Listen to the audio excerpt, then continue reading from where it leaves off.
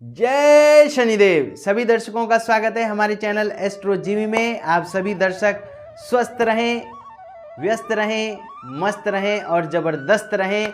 इसी आशीर्वाद के साथ आइए चलते हैं और जानते हैं आज के कार्यक्रम के प्रमुख अंग क्या हैं।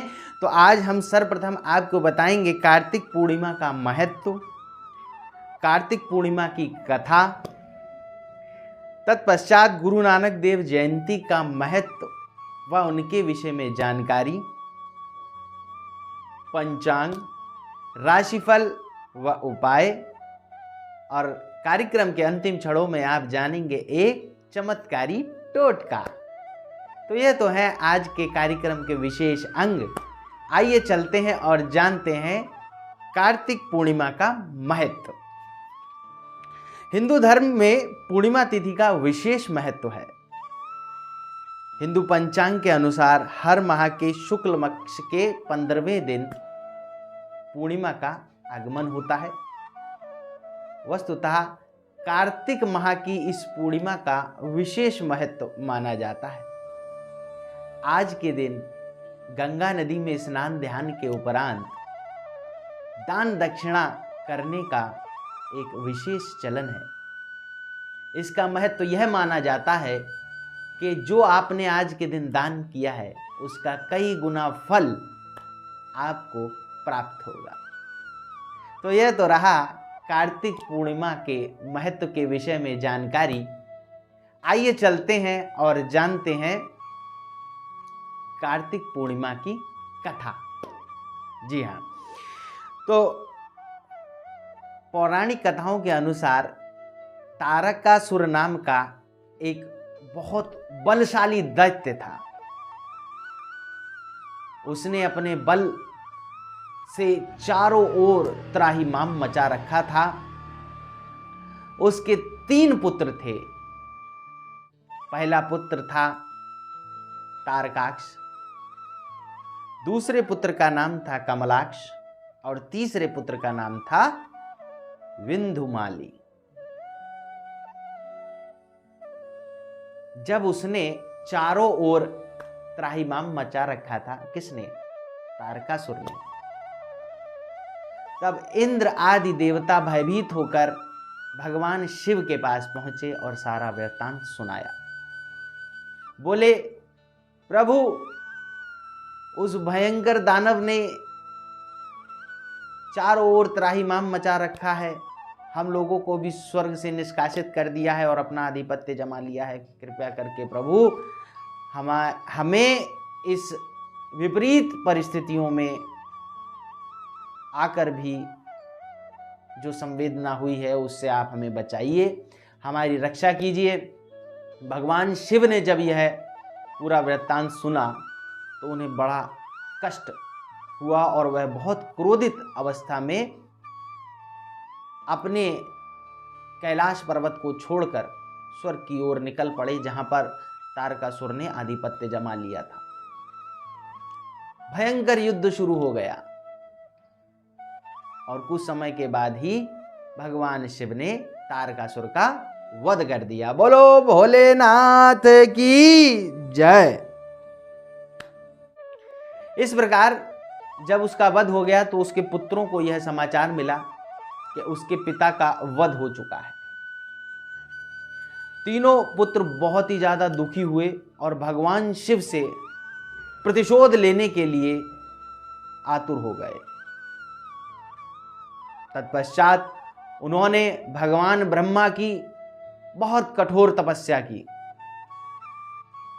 कई वर्ष बीत जाने के पश्चात जब भगवान ब्रह्मा जी प्रसन्न हुए और प्रकट होकर उनको वरदान लेने के लिए बोला तो तीनों ने अमरता का वरदान मांगा।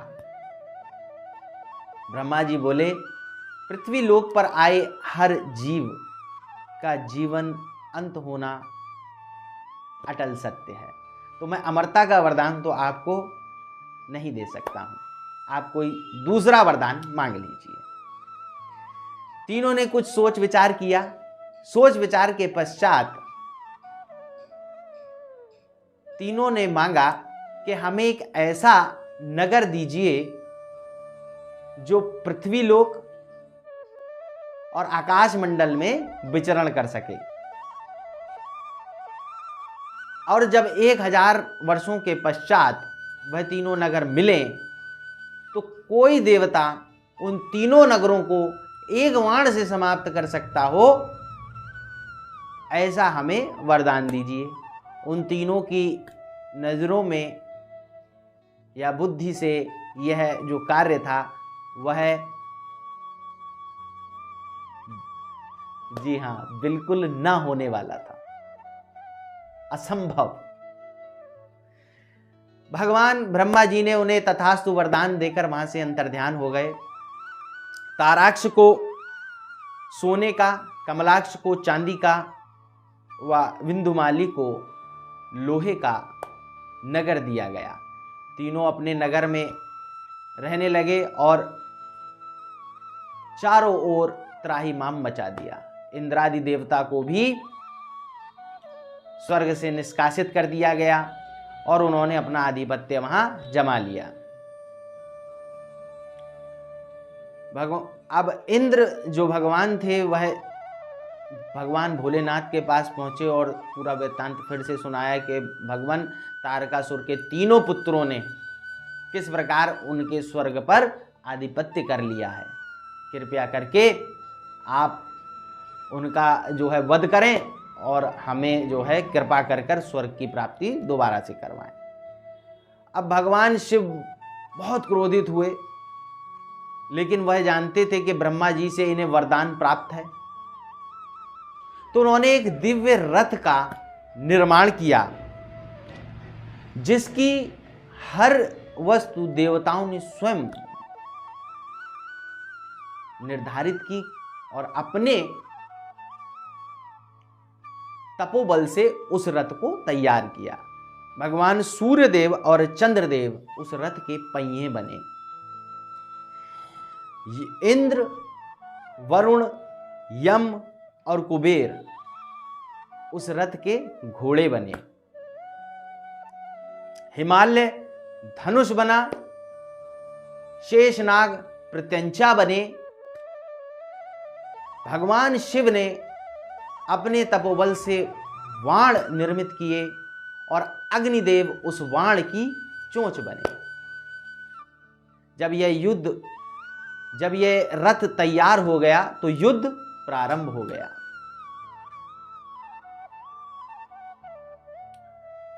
युद्ध बहुत भयंकर था, कई वर्षों तक चलता रहा।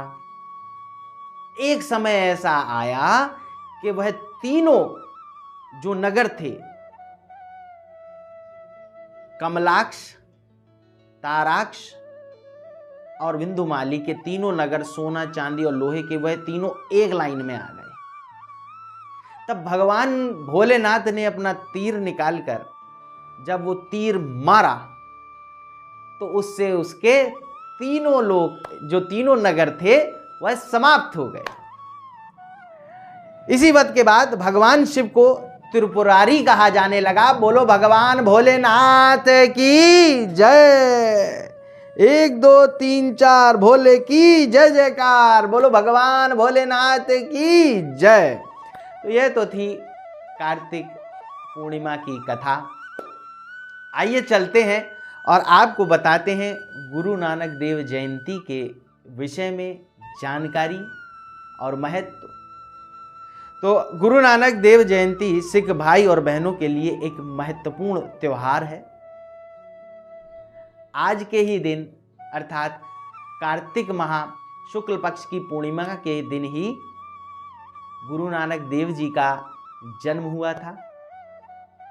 इनका जन्म 1469 ईस्वी में पंजाब प्रांत के तलवंडी नगर में हुआ था। आज के चलन में यह पाकिस्तान में स्थित है। इसको हम नानका साहिब के नाम से भी जानते हैं।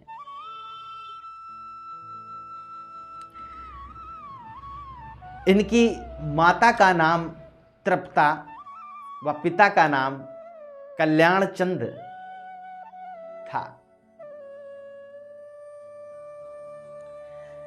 नानक देव जी का जन्म दिवस सिख धर्म में प्रथम गुरु माने जाते हैं नानक देव जी। इन्होंने अपना जो जीवन है समाज सुधार के लिए लगा दिया और समाज की सभी जातियों को एक सूत्र में बांधने व जाति पाति की प्रथा को खत्म करने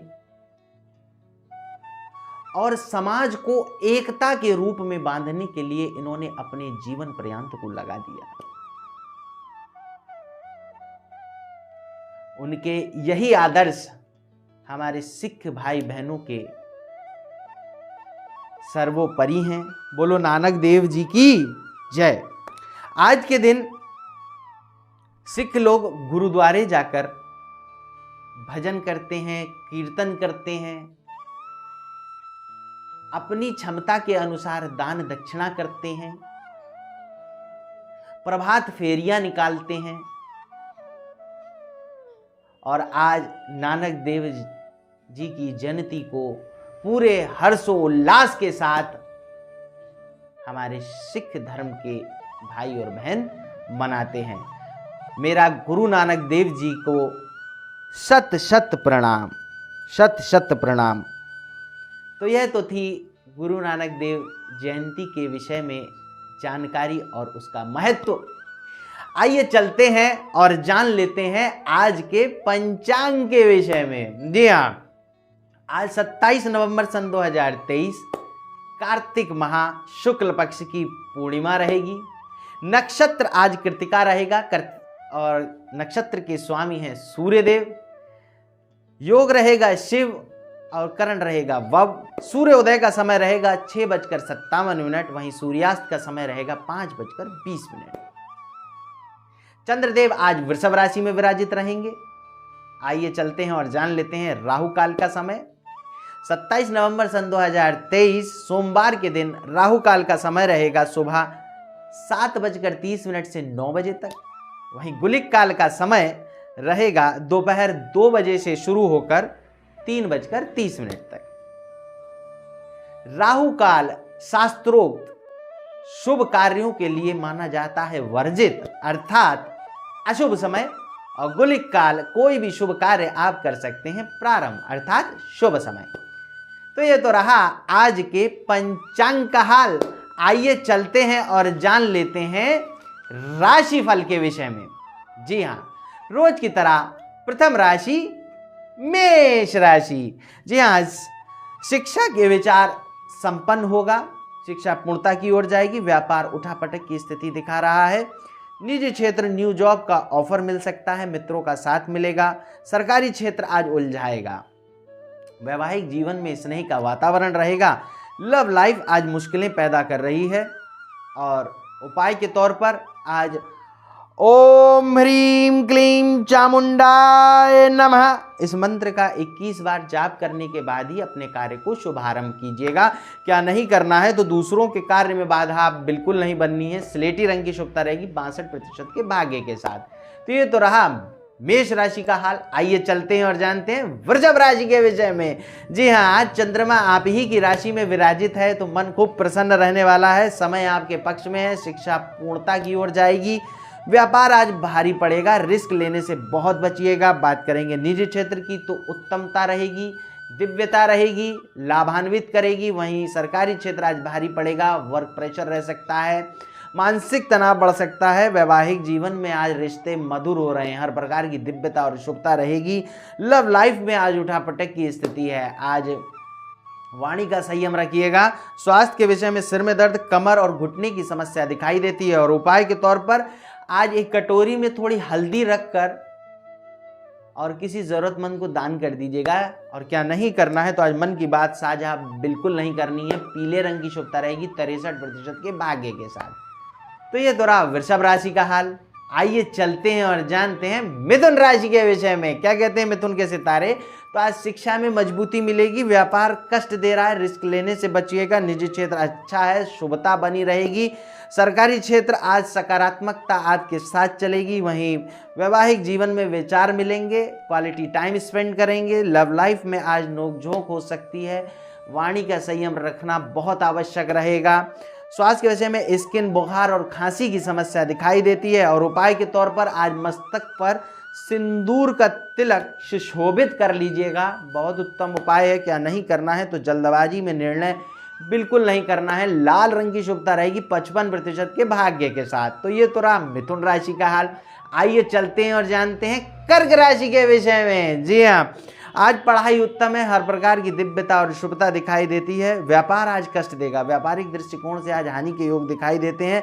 निजी क्षेत्र बेहतरीन है, आज जो समस्याएं चली आ रही थी उनका समाधान होता हुआ दिखाई दे रहा है। सरकारी क्षेत्र आज मानसिक तनाव बढ़ रहा है, लेन देन बड़ी सजगता से कीजिएगा। वैवाहिक जीवन आज सौहार्द बना रहेगा, सकारात्मकता आपके साथ चलेगी, हर प्रकार की दिव्यता आपके रिश्तों को मधुर बनाएगी। वहीं लव लाइफ उलझने बढ़ा रहा है, ब्रेकअप की ओर बात जा रही है। स्वास्थ्य के विषय में पेट, किडनी और आंखों की समस्या दिखाई देती है। और हाँ जी, उपाय के तौर पर आज कच्चे दूध का दान रहेगा उत्तम उपाय। और क्या नहीं करना है तो आज झूठ बिल्कुल नहीं बोलना है। ग्रे कलर की शुभता रहेगी 64% के भाग्य के साथ। तो ये तो रहा कर्क राशि का हाल। आइए चलते हैं और जानते हैं सिंह राशि के विषय में। जी हाँ, आज लाभ के अवसर मिलेंगे, व्यापार टफ कंडीशन में, निजी क्षेत्र बहुत उत्तम है। वहीं सरकारी क्षेत्र आज अनुकूल स्थिति में दिखाई देता है, बॉस प्रसन्न रहने वाले हैं। वैवाहिक जीवन अनुकूल है, हर प्रकार की दिव्यता रहेगी। लव लाइफ मुश्किलें बढ़ा रहा है, सोच समझकर निर्णय लेने का समय है। उपाय के तौर पर बताएंगे आपको, स्वास्थ्य बता देते हैं, पेट, आंख और कमर की समस्या दिखाई देती है। और उपाय के तौर पर आज तुलसी की मिट्टी लेकर उससे अपने मस्तक पर तिलक कर लीजिएगा, बहुत उत्तम उपाय है। और क्या नहीं करना है तो आज बड़ों को जवाब बिल्कुल नहीं देना है। शुभ रंग आपके लिए केसरी और भाग्य प्रतिशत 52। तो ये तो रहा सिंह राशि का हाल। आइए चलते हैं और जानते हैं कन्या राशि के विषय में। आज पढ़ाई बहुत अच्छी है, व्यापार कष्ट देगा, निजी क्षेत्र जबरदस्त है, हर प्रकार की दिव्यता और शुभता रहेगी। सरकारी क्षेत्र आज उठापटक की स्थिति के साथ शुरू होगा, दोपहर के बाद स्थिति पक्ष में आ रही है। वैवाहिक जीवन में आज विचार खूब अच्छे से मिलेंगे। लव लाइफ आज मानसिक तनाव दे रहा है। स्वास्थ्य के विषय में किडनी, घुटना और कमर की समस्या दिखाई देती है। और उपाय के तौर पर आज एक कटोरी आटा लेकर किसी जरूरतमंद को दान कर दीजिएगा, बहुत उत्तम उपाय। क्या नहीं करना है तो आज झूठ बिल्कुल नहीं बोलना है। शुभ रंग आपके लिए भूरा और भाग्य प्रतिशत 51। तो ये तो रहा कन्या राशि का हाल। आइए चलते हैं और जानते हैं तुला राशि के विषय में। क्या कहते हैं तुला के सितारे, तो खूब मन लगाकर पढ़ने वाले हैं। व्यापार में आज रिस्क ना लें। निजी क्षेत्र वाहन का सुख दिखाता है। वहीं सरकारी क्षेत्र में आज बॉस के साथ कुछ विवाद हो सकता है, वाणी का संयम रखिएगा। वैवाहिक जीवन में सौहार्द बना रहेगा। लव लाइफ में आज बहस हो सकती है। आज अविश्वास की भावना मन में घर कर सकती है। अपने साथी पर रखिएगा अडिग विश्वास, तो रिश्ते बने रहेंगे मजबूत। स्वास्थ्य के विषय में पेट, स्किन और बुखार की समस्या दिखाई देती है। उपाय के तौर पर आज किसी जरूरतमंद को दवा का दान कर दीजिएगा, बहुत उत्तम उपाय। और क्या नहीं करना है तो आज यात्रा बिल्कुल नहीं करनी है। शुभ रंग आपके लिए बादामी और भाग्य प्रतिशत 58। तो ये तो रहा तुला राशि का हाल। आइए चलते हैं और जानते हैं वृश्चिक राशि के विषय में। जी हाँ, आज समय पक्ष में है, स्थिति मजबूती से आगे बढ़ेगी और शिक्षा पूर्णता की ओर जाएगी। व्यापार तकलीफ देगा। निजी क्षेत्र आज मुश्किलें बढ़ रही हैं। सरकारी क्षेत्र अनुकूल है, बॉस खूब प्रसन्न रहने वाले हैं। वैवाहिक जीवन अच्छा है, स्नेह का वातावरण बना रहेगा। स्वास्थ्य के विषय में कमर, किडनी की समस्या दिखाई देती है। उपाय के तौर पर आज सफेद रंग धारण कर लेना आपके लिए रहेगा उत्तम उपाय। और क्या नहीं करना है तो आज मन की बात साझा बिल्कुल नहीं करनी है। शुभ रंग आपके लिए सफेद और भाग्य प्रतिशत 62। तो ये तो रहा जी हाँ वृश्चिक राशि का हाल। आइए चलते हैं और जानते हैं धनु राशि के विषय में। ये आज मामला हाथों से बाहर जा रहा है, शिक्षा बाधित होती हुई दिखाई दे रही है। व्यापार में नए अवसर मिलेंगे, लाभान्वित होंगे। वहीं निजी क्षेत्र में उठापटक की स्थिति है। सरकारी क्षेत्र बहुत उत्तम है, मित्रों का साथ मिल रहा है। वैवाहिक जीवन में आज मानसिक दबाव रहेगा, ससुराल पक्ष से कुछ सुनने को मिल सकता है। लव लाइफ में अच्छे संकेत मिलेंगे, वाणी का संयम रहेगा अति आवश्यक। स्वास्थ्य के विषय में पेट और लीवर की समस्या दिखाई देती है। और उपाय के तौर पर आज काले वस्त्र धारण कर लीजिएगा, बहुत उत्तम उपाय। और क्या नहीं करना है तो दूसरों से उम्मीद बिल्कुल नहीं करनी है, काले रंग की शुभता रहेगी 58% के भाग्य के साथ। तो ये तो रहा धनु राशि का हाल। आइए चलते हैं और जानते हैं मकर राशि के विषय में। जी हाँ, आज समय उत्तम है, शिक्षा पूर्णता की ओर जाएगी, व्यापार आज कष्ट दे रहा है, निजी क्षेत्र आज जबरदस्त है, हर प्रकार की दिव्यता और शुभता बनी रहेगी, वैवाहिक जीवन अच्छा है, विचार बहुत अच्छे से मिलेंगे। वहीं लव लाइफ अनुकूल स्थिति में हर प्रकार की दिव्यता मिलेगी। वहीं स्वास्थ्य के विषय में पेट, कमर और आंखों की समस्या दिखाई देती है। और उपाय के तौर पर आज एक रोटी लेकर उस पर थोड़ा गुड़ रखकर उसको लपेट कर आज गाय माता को खिला दीजिएगा, बहुत उत्तम उपाय है। और क्या नहीं करना है तो आज लाल रंग बिल्कुल नहीं पहनना है, हरे रंग की शुभता रहेगी 47% के भाग्य के साथ। तो ये तो रहा मकर राशि का हाल। आइए चलते हैं और जानते हैं कुंभ राशि के विषय में। जी हाँ, आज पढ़ाई तो हो ही जाएगी, हर प्रकार की शुभता दिव्यता दिखाई देती है। मित्रों से आज सावधान रहिएगा, अन्यथा किसी षड्यंत्र का शिकार हो सकते हैं, व्यापार में वो आपको हानि कर सकते हैं। निजी क्षेत्र अनुकूल है, प्रमोशन की ओर अग्रसर होंगे, न्यू जॉब का ऑफर मिल सकता है। सरकारी क्षेत्र आज तनाव दे रहा है, सरकारी क्षेत्र वाले थोड़ा संयम रखिएगा। वैवाहिक जीवन बहुत उत्तम है, हर प्रकार की दिव्यता और शुभता दिखाई दे रही है। लव लाइफ उठापटक की स्थिति है, मामला डामाडोल दिखाई देता है। स्वास्थ्य के विषय में पेट, कमर और आंखों की समस्या दिखाई देती है। और उपाय के तौर पर आज कुछ खाने की वस्तु किसी जरूरतमंद को दान कर दीजिएगा। क्या नहीं करना है तो आज बड़बोलापन बिल्कुल नहीं करना है, बैंगनी रंग की शुभता रहेगी 62% के भाग्य के साथ। तो ये तो रहा कुंभ राशि का हाल। आइए चलते हैं और जानते हैं अंतिम राशि मीन राशि के विषय में। जी हाँ, शिक्षा लाभान्वित कर रही है, हर प्रकार की दिव्यता और शुभता मिलेगी, व्यापार मजबूती से अग्रसर होगा, निजी क्षेत्र अनुकूल है, सरकारी क्षेत्र आज तनाव दे रहा है, सरकारी क्षेत्र में आज लेन देन बड़ी सजगता से कीजिएगा। वैवाहिक जीवन आज ज़बरदस्त है, आज घूमने फिरने बाहर जा सकते हैं। बच्चों के भविष्य के विषय में भी आज एक दूसरे से विचार विमर्श कर सकते हैं। लव लाइफ आज मुश्किलें बढ़ा रहा है, अविश्वास की भावना मन में घर कर सकती है, मित्रों के षड्यंत्र का शिकार हो सकते हैं। आज बहुत सावधानी रखिएगा। स्वास्थ्य के विषय में पेट, आँख और शुगर की समस्या दिखाई देती है। उपाय के तौर पर आज भगवान शिव के पंचाक्षरी मंत्र ओम नमः शिवाय, इस मंत्र का जाप करते हुए आज शिवलिंग पर जल अर्पित कर दीजिएगा। और क्या नहीं करना है तो आज दूसरों से उम्मीद बिल्कुल नहीं करनी है, नीले रंग की शुभता रहेगी 62% के भाग्य के साथ। तो ये तो रहा संपूर्ण राशिफल मेष से लेके मीन तक। आइए चलते हैं और जानते हैं चमत्कारी टोटका। जी हाँ, आज हम आप सभी दर्शकों को बताना चाहेंगे, आज यदि आपके पास अपनी कुंडली है तो उस कुंडली में देखिएगा राहु द्वितीय घर, पंचम घर और 9वें घर में अगर विद्यमान है तो ज्योतिष शास्त्रियों के अनुसार और ज्योतिष के अनुसार वह पितृदोष की श्रेणी में आता है। तो ये इसके और भी जो है रूल्स हैं, नियम हैं, लेकिन आपको मैं सर्वसाधारण नियम बता रहा हूं। दूसरे, 5वें और 9वें भाव में यदि राहु है तो पितृदोष की समस्या आती है।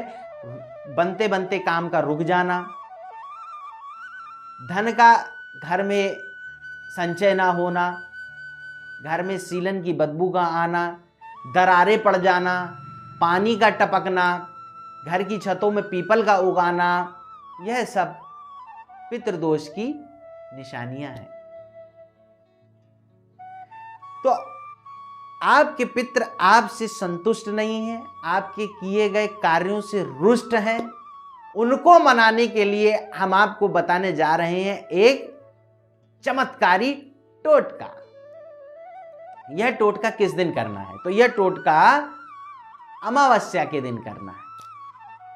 आपको एक कच्ची लस्सी एक लोटे में ले लेनी है। उस लोटे में आपको काला तिल डालना है, चंदन डालना है, जौ डालना है, मिश्री डालनी है। और यह सभी सामग्री जब आपने लोटे में डाल ली तो एक दीपक आपको लेना है मिट्टी का, उसमें लंबी आपको बत्ती बनानी है, उसमें थोड़ा तेल आपको डाल देना है, थोड़ा काला उड़द डाल देना है और एक कील डाल देनी है। और यह सारी सामग्री लेकर आप पीपल वृक्ष के नीचे जाएंगे, दीपक को प्रज्वलित करेंगे और एक मंत्र बताता हूं, वह मंत्र आपको पढ़ना है। मंत्र है ओम पितृभ्यो नमः, ओम पितृभ्यो नमः, ओम पितृभ्यो नमः, ओम पितृभ्यो नमः। इस मंत्र का 108 बार आपको जाप करना है। तत्पश्चात वह जो लस्सी है और वह सारा जो सामान उसके अंदर मिश्रित है वह आपको पीपल के वृक्ष पे अर्पित कर देना है। अर्पित करने के बाद अपने पितरों से क्षमा याचना करनी है। वह हमारे हर कार्य सिद्धि योग में हमारे साथ रहें, ऐसी उनसे मनोकामना मांगनी है। तत्पश्चात अपने घर वापस आना है। वापस आते समय कोई पीछे से आवाज दे या आपको बुलाए तो आपको मुड़कर नहीं देखना है। घर पे वापस आकर हाथ मुंह धोकर आप जो है अपना अन्य कार्य में लग जाना है। तो यह तो रहा चमत्कारी टोटका। आशा करता हूं आप सभी दर्शकों को मेरा यह कार्यक्रम बहुत पसंद आ रहा होगा। तो लाइक, सब्सक्राइब और शेयर करना बिल्कुल मत भूलिएगा। जी हाँ, और आप सभी दर्शकों पर ईश्वर की अनुकंपा बनी रहे। आप स्वस्थ रहें, व्यस्त रहें, जबरदस्त रहें, मस्त रहें। इसी आशीर्वाद के साथ मैं आचार्य निष्कांत शर्मा आज के कार्यक्रम से लेता हूं विदा। जय शनिदेव।